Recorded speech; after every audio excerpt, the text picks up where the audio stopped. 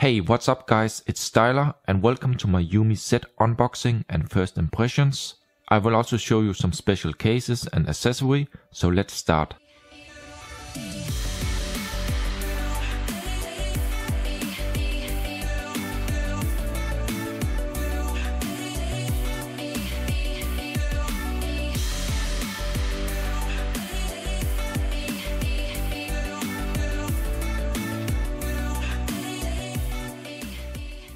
So the UMi Z is the first phone in the world using the Helio X27 chipset. So here I have the UMi Z, Z case, clear case, flip case and a magic glass protector. So let's first have a look at the black metal box. We find the UMi logo on the top.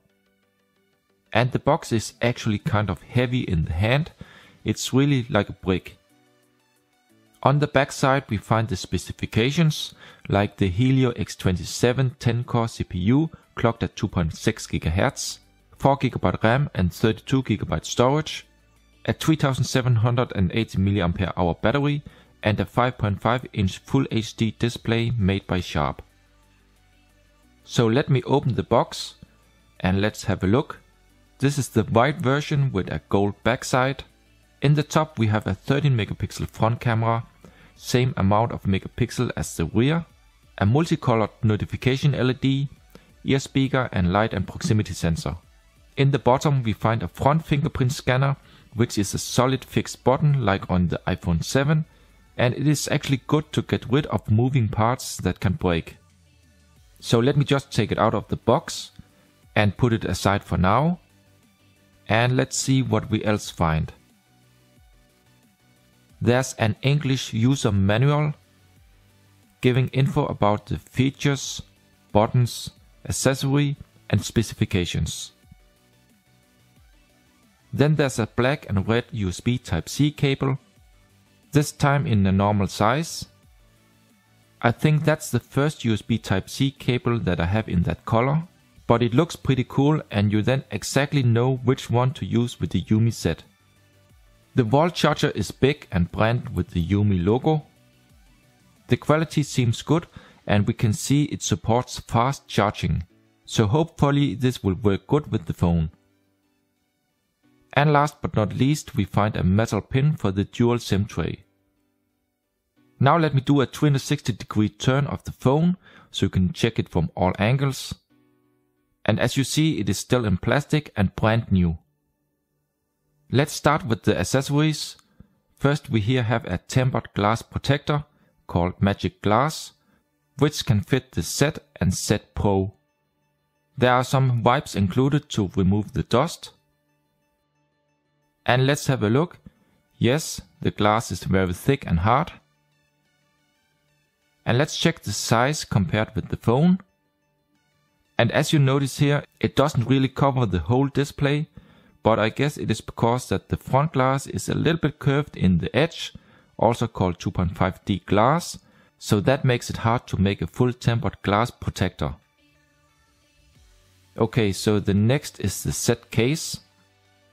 Let's see how that looks, and let's also check the quality and material. It comes here well protected.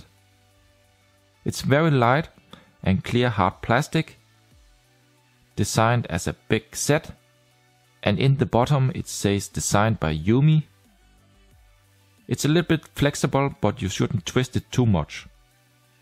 Let me try to attach it to the phone. It's easy and it fits perfectly fine. We still have a cutout for the camera and laser focus, and the corners are protected but not the sides. Let me just remove it again and let's check the next case. This is a blue flip case with a so-called S-view window. The case is soft and has a nice surface texture and feels smooth, but it does also feel a little bit thin. There are different cutouts for the speaker, USB Type-C and so on, and the side buttons are well protected. So let's insert the phone. It's easy because of the soft back case. And let me show it from different angles so you can get an idea if this is something for you or not.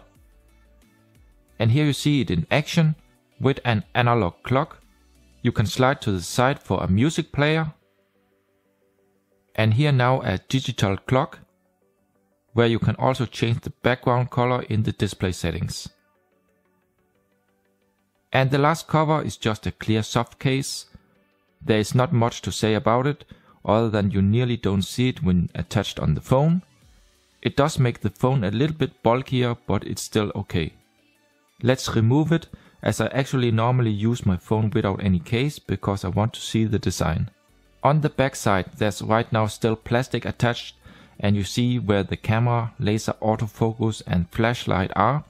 We have a dual nano SIM slot with support for a micro SD card in slot 2. We have the volume up and down and the power button, and last a CE declaration mark. So let me remove the plastic so we can have a better look. The matte gold finish looks nice and smooth, and it doesn't leave too many fingerprints. In the top we find a 30 megapixel Samsung camera with laser autofocus, average strong dual flashlight and a noise cancelling microphone. The whole backside is made of metal. There are just some few plastic lines for the antennas, and you don't feel the transition from these to the metal, so that's good. Let's also now remove the front plastic protector. The home front fingerprint scanner is a solid fixed button. The display is on 5.5 inch Full HD and made by Sharp. In the bottom we find the microphone, Type-C port and a speaker. On the left we have the dual nano SIM tray. In the top a 3.5mm headphone jack. On the right the power button, the volume buttons, and they are all very solid to touch, no loose buttons. Overall a nice design with fine build quality.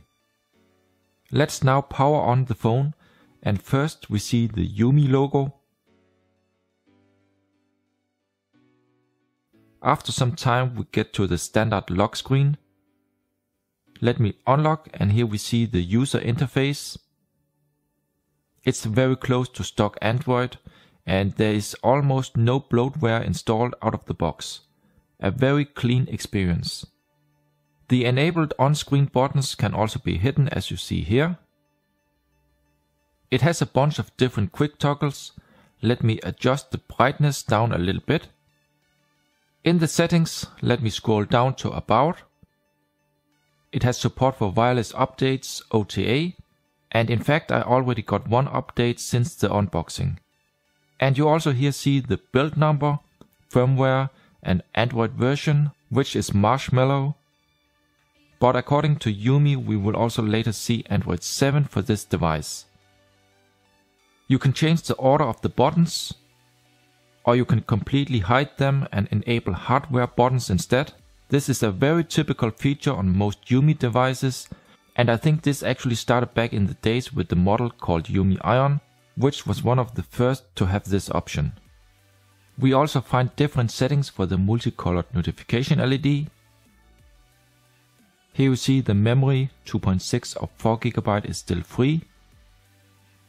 And out of the box 7.6GB is already actually used of the 32GB internal storage. So notice that you actually have less free for your own files. In display we have clear motion, mirror vision, color temperature, font size, cast and different options to calibrate some of the sensors. And let me go back. Let's also just check the languages. You here can see that it has full multi-language support, which is normal for most new Android phones today. Let me now check the camera. Let me place something here in the front and let me do some test samples. The camera definitely feels smoother and faster than on previous UMi phones that I have tested. Well, it looks okay. I guess it is using the laser autofocus, but before I can say something about the camera quality, I have to test this some more and also try some outdoor pictures in good light. Right now I can only say that it looks very promising. There are also various possibilities to add effects, filters and edit the pictures. Besides that we find a face beauty mode, video mode with support for 4K, Pro mode that let you tweak the exposure, brightness, contrast and more. And last of course panorama mode. One of the funny things on this phone is that both the rear and front camera has 30 megapixel, but the rear camera does produce slightly better pictures than the front. Let's check the highest and also the lowest brightness. The display brightness on this phone is good with very nice colors. Now let me go to the security and set up the fingerprint scanner. You have to set a pattern. Then you have to learn the phone one of your fingerprints. You can set up and learn up to 5 fingers. Different ones or just the same to improve the accuracy. So let's test it. Yes, it works. And let me try an unlearned finger. Nope. It will in fact only accept this finger. So the fingerprint scanner seems to work good. And it can wake and unlock the phone with just one touch. The screen size of 5.5 inch makes it a little bit hard to use with just one hand, as you see here. So if you have small hands, that is something you need to consider. For me it is still okay. And here in the end of the video, I'm going to test a game called Best Fiends Forever, which is out for both iOS and Android. In this game you are basically a bug, and later you can get more bugs, and you are then attacked by different slugs. To attack you just tap on the screen all the time and collect coins and bonuses. With these you can then buy different upgrades that will make you even faster or better. It's a very addictive and simple tapping game that even small kids can play with a lot of fun. You just want to get more and more coins when you play it, so go try it out. The graphics and music is actually pretty funny and well made. So this is the end of the UMi Z unboxing and first hands-on video. I will make a full review later, so stay tuned on my channel for more. If you liked the video, please hit the like button and subscribe. This really helps me a lot. Thank you for watching this video, and I hope to see you in my next one.